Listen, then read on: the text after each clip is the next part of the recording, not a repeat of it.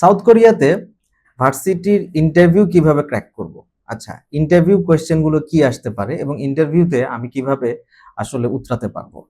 আমাদের রিসেন্টলি একজন স্টুডেন্টের রিজেকশন এসেছে ইন্টারভিউ কলে। আসলে তার বিষয়টা আমরা এনালাইসিস করেছি। কারণ এই পর্যন্ত ইন্টারভিউ খুব একটা রিজেকশন আমরা শুনিনি সাউথ কোরিয়াতে।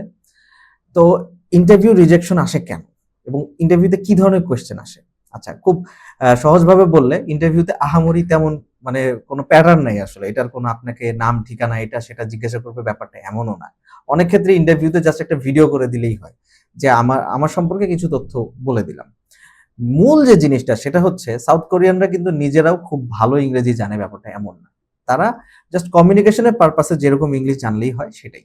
সেটা বলতে পারলেই হয়। তো আমাদের যে স্টুডেন্ট সে মূলত ইন্টারভিউতে কেন আসলে রিজেকশনটা খেলো?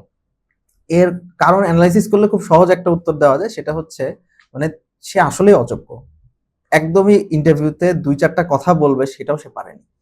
মানে অ্যাকচুয়ালি আমরা ইন্টারভিউ প্রিপারেশন এর জন্য মোটামুটি কমন কিছু কোয়েশ্চেন দেই। বাট কমন কোয়েশ্চেন এর উপর সাধারণত ইন্টারভিউ হয় না। ইন্টারভিউতে আপনাকে জাস্ট সাধারণ কথাবার্তা বলবে। এমন সব কথাবার্তা বলবে যে আপনি ধরতেও পারবেন না যে এর ভিতর দিয়ে আপনাকে জাজ করতেছে। তো আপনি মূলত ইন্টারভিউয়ার যিনি মানে যিনি পর্যবেক্ষক তার সামনে জাস্ট হচ্ছে আপনাকে ফ্লুয়েন্টলি কথা বলতে হবে। তিনি যদি জিজ্ঞাসা করে যে তুমি আসলে কেন আসতে চাচ্ছ?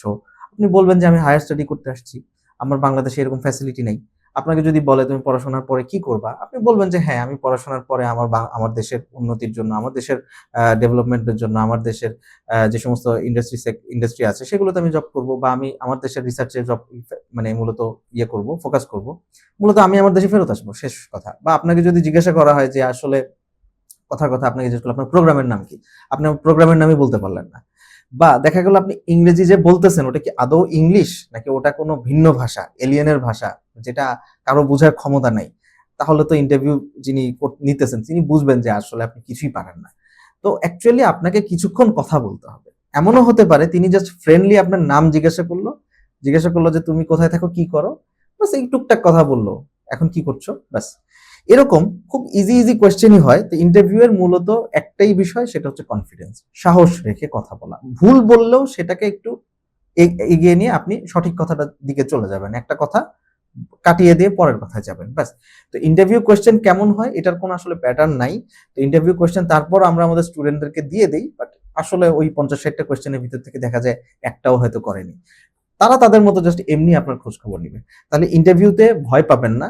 আপনি এর আগেই ইংলিশে কিছু পড়া, ইংলিশে কিছু বলা ট্রাই করেন। কিছু কথাবার্তা বলেন। নিজের সম্পর্কে ২-১ টা কথা যে মাই নেম ইজ অমুক, আই এম অমুক, I am currently completing my BSc from অমুক বা I am currently completing my study from অমুক ইউনিভার্সিটি বা এরকম টুকটাক ইংলিশ বলা এবং টুকটাক কথা বলা যে I choose your university because of the study facility in south Korea. South Korea is a global education leader বা এরকম টুকটাক কথাবার্তা বলে জাস্ট খালি কনভিন্স করা। এতটুকুই। আপনার কাজ হচ্ছে ওই জায়গাটা অতিক্রম করা। এবং আপনি যদি ওখানে ২-৪ টা কথা বলেন আপনার ইন্টারভিউ ইনশাআল্লাহ পাস হয়ে যাবে। তাহলে আশা করি ইন্টারভিউ রিলেটেড কোনো ডাউট যদি আপনাদের থাকে আপনারা সরাসরি জিজ্ঞাসা করতে পারেন। ইন্টারভিউ রিলেটেড কোনো কোয়েশ্চেন থাকলে সেই রিলেটেড কিছু কোয়েশ্চেন আমি নমুনা কোয়েশ্চেন ভিডিও নিচে দিয়ে দিব। ধন্যবাদ সবাইকে। আসসালামু আলাইকুম।